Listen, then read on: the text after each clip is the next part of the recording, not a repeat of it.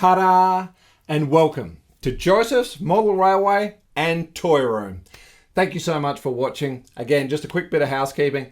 You don't need to subscribe or follow or like or any of that stuff. I just put the videos out where I can. And in this express edition of an episode today, we're just going to be talking about Hornby versus Peco in the most purest form. These videos have been done to death. There's nothing I need to tell you that you probably haven't already seen or indeed know. But I just want to quickly show you where it came a little bit unstuck for me during this build and why we have Hornby over here and Peco on this side. What on earth has happened? And what happened to the video in the previous Fridays? I was always releasing them. Well, needless to say, I got hit with the delays that have been plaguing us all with the challenges of the world that are happening at the moment in the year 2022. But the good news is I have what we need and we can carry on. So let's have a look what's going on exactly. The feature of my particular layout is this particular section of the station over here. And as you can see in this particular zoomed up video, I'll explain what we're up to. So here we are, and let's start at the lower section, which is what we're looking at now with these curved points. And here's our line running down to the fiddle yard. So we originally did it with Hornby points, all in Tilfrog, remember. 1, 2, 3, 4. That fourth one is a bit of an addition. I might add it to a shunting shed or something for that fiddle yard. I haven't decided.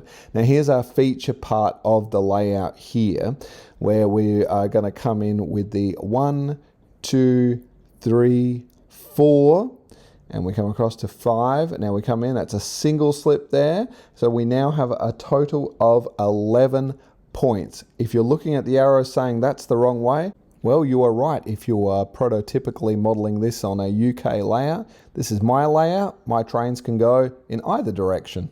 So originally it was going to be Hornby Express large radius turnout points, but the geometry doesn't actually just match up where you can just put them back to back.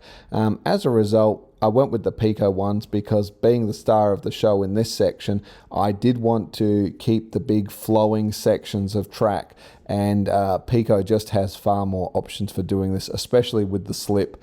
A diamond crossing just wasn't going to work here. So I'm pretty happy with what we've got here so far. And again, back to those arrows, honestly, it only takes a moment for me to change the direction of the way the trains are running.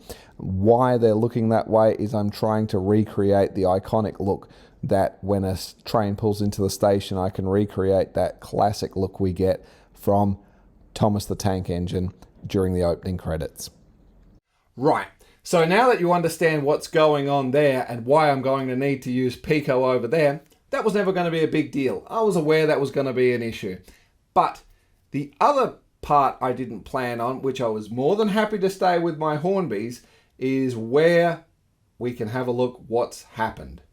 Okay, I don't have a laser pointer, and we're going to have to travel back a little bit in time because actually the track laying video, which is the next one you're going to be seeing, has commenced, but we had to rewind here and come unstuck because we've been laying the Peco Streamline Code 100 flex track here. As you can see, it's temporarily, well actually it can come up now, it's just because of the points. It's actually been fixed, all fixed in now. And there's a Peco screw, and that screw's going to be coming out, but I left it there because we've still got to sort the point out. Now the problem with the points is I had to stop somewhat and I couldn't continue track laying until I sorted this out. You can probably see here with the Peco point, it's of course, the Peco product is better. That's all there is to say about it. But if you notice on the profile here, it sort of almost steps down. There's just this minute little, you can see I just sort of steps down. Now, when you run your finger over it, and indeed, if we were to just pass a locomotive, it's a locomotive, if we just pass a coach across this at the moment, let's try and do a bit of a better job than that.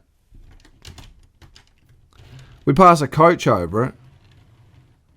I don't hear any noises. I don't hear anything. That's very smooth. Okay, not a problem. But you can see how the Hornby point just doesn't have that bulk and build around it. It's just not the same. Now, because it's difficult enough if it was just a turnout or a point, but this is also a curved one.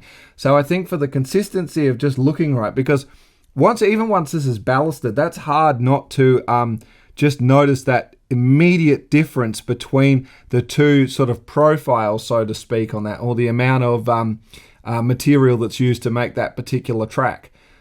Now, what sort of comparison would it be if we didn't pop the Pico one in to have a look? So let's do that now.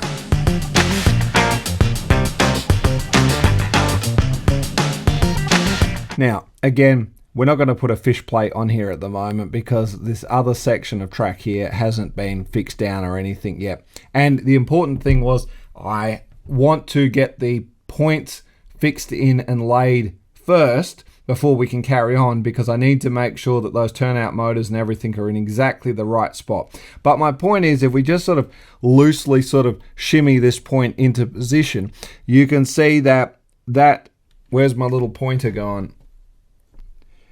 That is bang on the way it's supposed to be looking. I mean, you can see they're basically absolutely identical.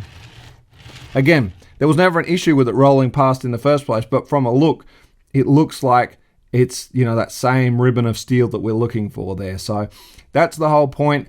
That's been my thing. Now, I make the point about, should I have gone Pico or should I have gone Hornby? I should have just stuck everything Hornby. But here we are now. We're committed with the flex track of what needed to be laid.